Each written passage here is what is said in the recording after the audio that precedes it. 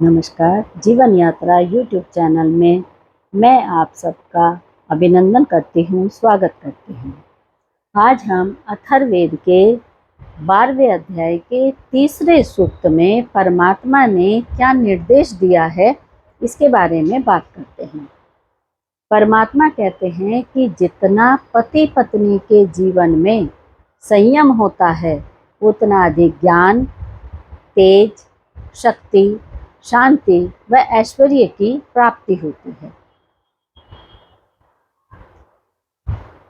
दोनों मिलकर सभी लौकिक क्रियाएं, धर्म संबंधी कार्य और गृहस्थ के सभी कार्यों को मिलकर करने वाले बने।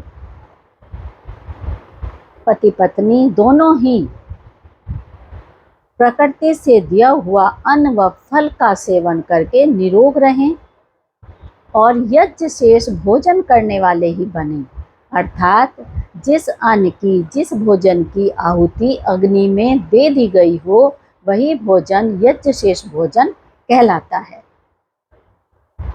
यहाँ तक लिखा है कि पति पत्नी अलग से चुपके से कुछ भी खाने वाले न बने, दोनों मिलकर घर पर ही खाने वाले हों, एक साथ खाने वाले बने।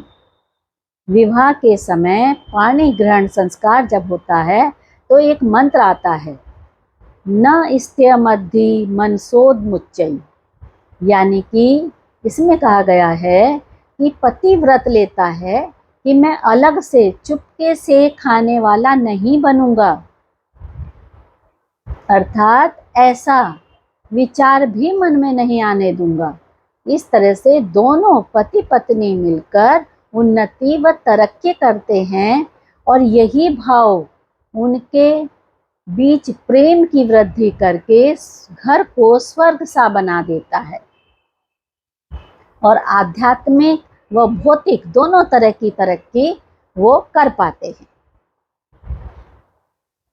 परमात्मा कहते हैं कि पति पत्नी को सभी दिशाओं से प्रेरणा लेकर उन्नति करनी चाहिए। जैसे पूर्व दिशा में जब सूर्य निकलता है तो निरंतर आगे की ओर बढ़ता जाता है, इसी तरह से पति पत्नी को दोनों को मिलकर अपने कदम आगे निरंतर उन्नति के पथ पर बढ़ाते रहना चाहिए।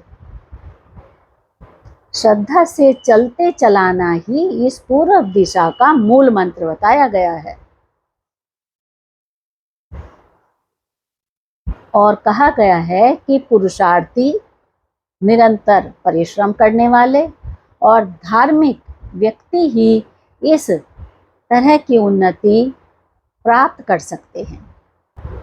और जब ये पति पत्नी उन्नति के शिखर पर पहुंच जाएं, तब अपने प्रभु को ना भूलें, जिनसे ये प्रेरणा मिली है और जिनसे प्रेरणा प्राप्त करके उन्होंने ये उन्नति ऐश्वर्य प्राप्त किया है। क्योंकि अगर वो प्रभु को भूल जाते हैं तो यही ऐश्वर्य उनके पतन का कारण भी बन जाता है। कैसे कि जब हम सब कुछ प्राप्त कर लेते हैं तब हमारी इंद्रियां विषयों का शिकार बन जाती हैं। अतः सबसे महत्वपूर्ण बात यह है कि जब हम उन्नति प्राप्त कर लें तो तब हम भौतिक वस्तुओं के प्रति अपनी आसक्ति से बचे रहें।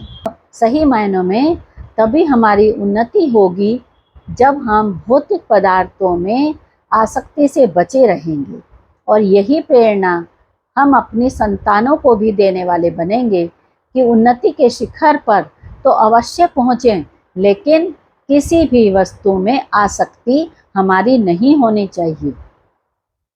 हमें यही समझना चाहिए कि ये सब पदार्थ हमें परमात्मा से प्राप्त हुए हैं और जब माता पिता उन्नति के शिखर पर पहुंच जाते हैं तब उन्हें समय समय पर अपने बच्चों को, अपनी संतानों को भोजन पर बुलाते रहना चाहिए ताकि आपसी भाईचारा बना रहे, प्रेम बना रहे और आपकी संतान भी आपसे प्रेरणा लेकर सही मायनों में उन्नति के शिखर पर पहुँचे।